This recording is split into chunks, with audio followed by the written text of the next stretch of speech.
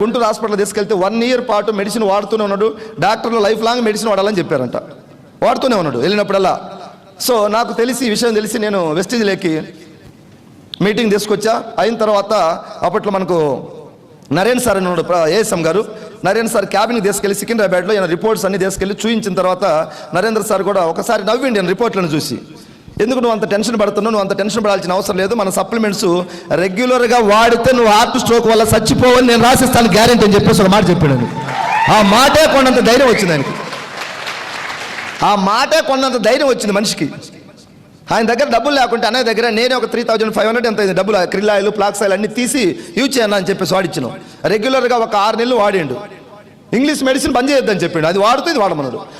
English medicine వాడి తర్వాత మంగళగిరిలో ఆయన దాదాపు ఒక 6-7 హాస్పిటల్ తిరిగిండు. ఏ హాస్పిటల్కి పోయినా టెస్టులు చేస్తున్నారు, మెడిసిన్ రాస్తున్నారు, యూజ్ చేస్తున్నారు. నువ్వు వాడు అంతే. డాక్టర్లు అంత భరోసాగా అందరూ చెప్పరు మనకి. చెప్తారా సార్ కూర్చోబెట్టి నువ్వు జస్ట్ రాసిస్తారు, 15 రోజుల తర్వాత వచ్చి కనపడమంటారు. ఒక మాట ఎక్కువ అడగాలన్నా భయమే మనకు. సో మంగళగిరి ఎన్ఆర్ఐ హాస్పిటల్లో డాక్టర్ భాస్కర్ రావు పేరు. ఈయన వెళ్ళి మన సప్లిమెంట్స్ అన్ని డబ్బాలు బ్యాగ్లో పెట్టుకుని వెళ్ళి చూపించాలని ఆరాటం ఉన్నదంట.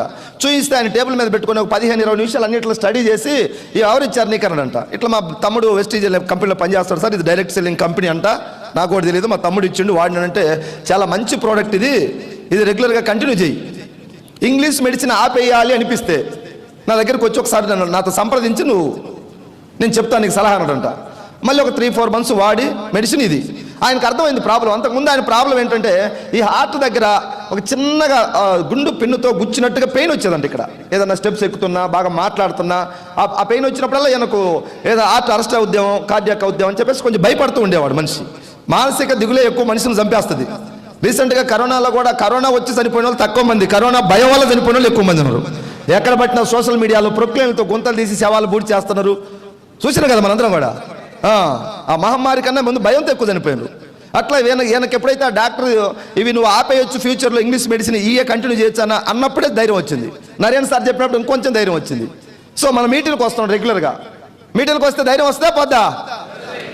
టన్నులు వస్తుంది మీటింగ్కి వస్తే. ఎలాంటి పోరాడలేనివాడు కూడా పోరాడాలనిపిస్తుంది ఇక్కడ. ఎందుకో తెలియదు, అందరం కలిస్తే ఒక ఎనర్జీ. ఎస్ఆర్లో ఈ బూట్ క్యాంప్ అంటే నా దృష్టిలో దేవతలు అందరూ కలిసి ఒక యజ్ఞం చేస్తే ఎలా ఉంటుందో అలాంటి యజ్ఞం లాగా నేను భావిస్తాను బూట్ క్యాంప్ని. ఎంతమంది లీడర్స్,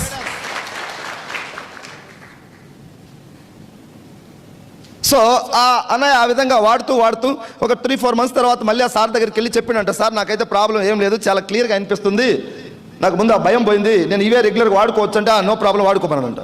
2 ఇయర్స్ నుంచి నో ఇంగ్లీష్ మెడిసిన్ ఒక ట్యాబ్లెట్ కూడా వాడకుండా కంప్లీట్గా మన ప్రోడక్ట్లు వాడుకుంటూ మీటింగ్కి వస్తూ ఉన్నాడు. దేనికోసం అంటే ఆరోగ్యం కోసం. నేను బతికితే చాలు, నా పిల్లలు చిన్న పిల్లలు లేక పుడితే పిల్లల మీద ప్రేమ కూడా బాగుంటుంది, అవునా కదా? ఈ చిన్న పిల్లలు వీళ్ళ మంచి చెడు నేను చూడాలి. నాది పెద్ద ఉన్న కుటుంబం కాదు, నేను పోతే నా పిల్లలు అనాథలు అయిపోతారు, వాళ్ళకు ఒక లైఫ్ ఇచ్చేదాకన్నా నేను బతికితే చాలనుకొని మీటింగ్కి వచ్చిన వ్యక్తి కాస్త ప్రాబ్లం తగ్గిన తర్వాత అయ్యా నాకు ఒక 10,000-20,000 వస్తే చాలన్నాడు మందుల కోసం. నెల మందులు కొనాలి, మెడిసిన్ కొనాలి కదా. ఏమమ్మా కొంచెం అటో ఇటో తల ఒప్పాలి మీరు. నేనేం సినిమాకి అధ్యాపట్ల అట్లే పడుకొని చూడటానికి. ఇటు వస్తా, ఈ సైడ్కి వస్తా. ఈ సైడ్ మా వాళ్ళందరూ యాక్టివ్గా ఉన్నారు. ఎవరు తల ఒప్పుకుంటే వాళ్ళని నేను కరెక్ట్ లేపుతా, అది గుర్తుపెట్టుకోండి. సో డాక్టర్ని కలిసిన తర్వాత సార్ ఇంకా రెగ్యులర్గా ఇదే వాడమన్నాడు. మీటింగ్కి వచ్చిన తర్వాత నెల మందులకు 10,000-20,000 వస్తే చాలనుకున్నాడు. చిన్నగా టీం ఫామ్ చేస్తా ఉన్నాడు. 10,000 వచ్చినాయి, 20,000 వచ్చినాయి, సరిపోతాయా? ఇప్పుడు మార్నింగ్ మీకు మన ప్రవీణ్ సార్ చెప్పుంటాడు, డ్రీమ్ పెట్టుంటాడు. ఎంత పెట్టిండు సార్? ఈ మధ్య 1,00,000-2 లక్షలు అన్నట్లు ఏకంగా 5 lakhs అంటున్నాడు. ఎస్ సార్ నో డ్రీమ్ పెడతారా లేదా? మా అన్నయ్య కూడా వచ్చి మీటింగ్లో కూర్చుంటే ప్రవీణ్ సార్ లాంటి వాళ్ళు వచ్చి డ్రీమ్ పెట్టిండ్రు. అంత డ్రీమ్ నాకు వద్దాయి అనేవాడు అప్పట్లో. చాలా భయస్తుడు, కొంచెం మెతక. ఆయన స్వభావమే మెతక అనమాట. ఎవరితో పెద్దగా మాట్లాడు, ఎవరైనా గట్టిగా అరిస్తే కూడా భయపడే రకం. నేనైతే భయపడలే కానీ ఆయన భయపడే రకం. సో నాకు ఆయన కోరుకున్న కోరిక అనుకోండి, ఒక 10,000-20,000 అడిగేవాడు. ఎప్పుడు 20 వచ్చిన తర్వాత 50 అడిగిండు, ఎక్కువ అడగలే. 50 వచ్చిన తర్వాత నా దగ్గరికి వచ్చాయా, నాకు కూడా 1,00,000 వస్తాయి అంటవా అన్నాడు. 1,00,000 వచ్చింది, లాస్ట్ మంత్ 1,99,580 రూపాయలు.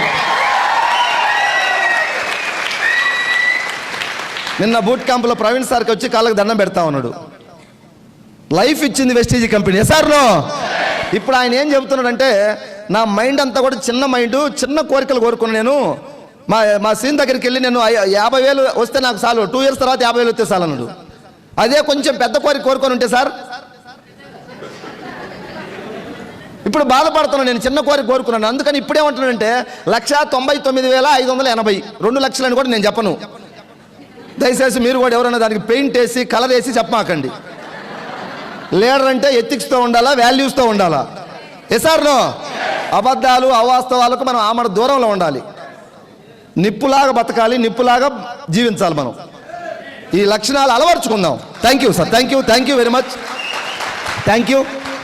మనుషులు తప్పు చేస్తాం మనమే, సరిదిద్దుకోవాల్సింది మనమే. మిస్టేక్స్ ఉన్నాయి, నాలో చాలా ఉన్నాయి.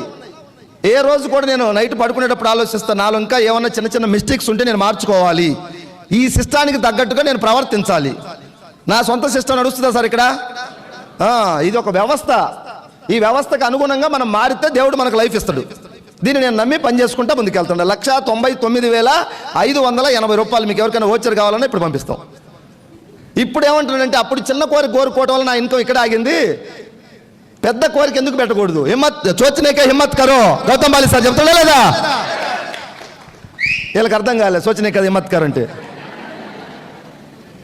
ఆలోచన పెద్దగా చేయమంటున్నాడు. సార్ ఇప్పుడు 1,99,000 నుంచి మధ్యలో 2 ఉంది, 2.5, 3, 3.5 ఏం పెట్టలే, డైరెక్ట్ 5 lakhs పెట్టిండు. Goal 5 lakhs. ఇప్పుడు నా డ్రీమ్ 5 lakhs అయ్యి అంటున్నాడు. ఎందుకంటే నిన్ననే ప్రవీణ్ సార్ చెప్పాడు కదా 5 lakhs అంటున్నాడు. లేదు గురుగారు, నిన్న మీరు చెప్పిన తర్వాత కనెక్ట్ అయింది ఆయన. లేదంటే ఆయనకు చిన్న మైండ్ అనమాట. మనం ఎన్ని చెప్పినా నాకంత సినిమా లేదులే, నాకంత సీన్ లేదులే అంటాడు. నీకు లేదు, నీ టీం వాళ్ళకు ఉంది కదా.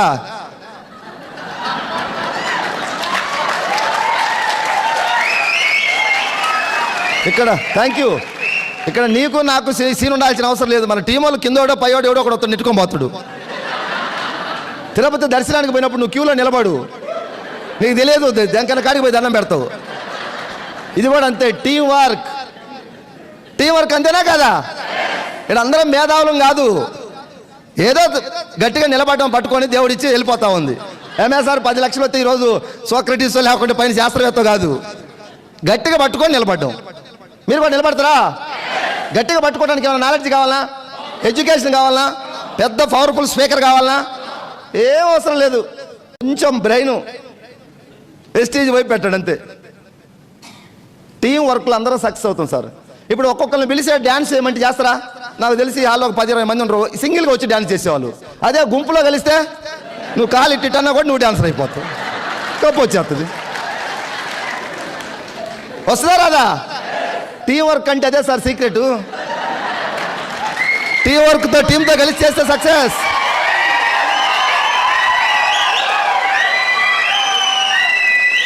చాలా ఈజీ ఇది. మన అతి తెలివితేటలతో, మన మేధావితనంతో మనం ఏదో పక్కకు పోయి ఇరగదీయాలని చూస్తాం. ఏం ఇరగదీయలేరు. చాలా మంది పోయిన పక్కకు పోయి ఇరగదీసి కింద పడి మళ్ళీ వచ్చి ఇక్కడ బలపడుతుంది. ఇప్పుడు ఫాలో ద అప్లైనర్, సింపుల్ లాజిక్. తొందరగా డబ్బు కావాలి, మంచి పేరు రావాలి, సక్సెస్ కావాలంటే మన తెలివితేటలు ఎక్కువగా వాడొద్దు. ఓకేనా?